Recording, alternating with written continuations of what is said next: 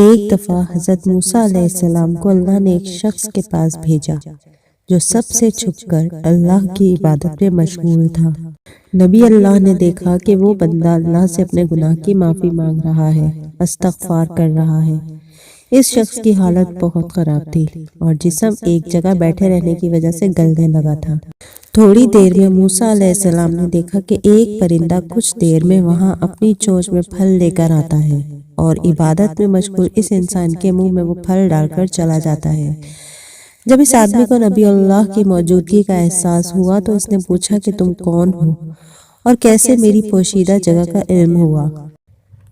تو حضرت موسیٰ علیہ السلام نے بتایا کہ میرا نام موسیٰ ہے اور اللہ نے مجھے تم تک آنے کی راہ دکھائی ہے۔ وہ بولا کہ میں نے ایک عظیم گناہ کیا تھا اور 35 سال سے اس کونے میں چھپ کر اللہ سے توبہ کر رہا ہوں۔ اللہ نے یہ پرندہ میرے رزق کا ذریعہ بھی بنایا ہوا ہے۔ آپ تو کلیم اللہ ہیں، آپ اللہ سے پوچھ کر بتائیے کہ کیا اس نے میری توبہ قبول کر لی؟ اللہ تعالیٰ نے نبی اللہ کو کہا کہ اس کو بتا دو کہ میں نے اس کی توبہ قبول نہیں کی ہے۔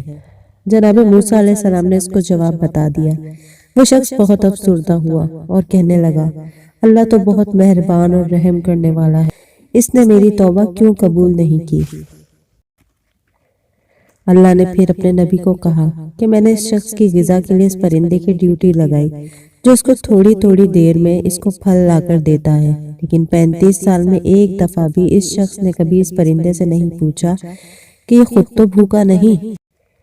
یہ بندہ صرف اپنی بھوک اور عبادت کا ہی سوچتا رہا ہے اور اس وجہ سے میں نے اس کی توبہ قبول نہیں کی ہے، اب جہنم ہی اس کا ٹھکانہ ہے۔ موسیٰ علیہ السلام نے دوبارہ اس کو جواب سے مطلع کیا تو وہ رونے لگا، پھر بولا کہ اللہ سے میری سفارش کیجیے کہ اگر اللہ مجھے معاف نہیں کرتا تو کم از کم میری ایک دعا ہی قبول کر لے۔ اللہ نے کہا کہ کیا دعا ہے؟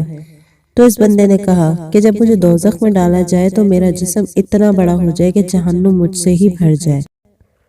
علیہ السلام نے پوچھا کہ یہ دعا کیوں؟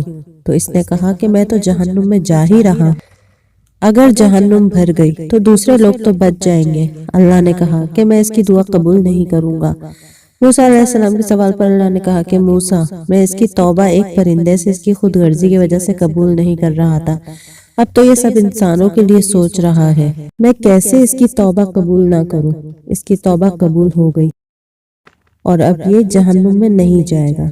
اللہ کی مخلوق کے ساتھ برائی نہ کریں، ورنہ نہ نماز، نہ روزہ، نہ حج اور نہ مسلمان ہونا کسی کام آئے گا۔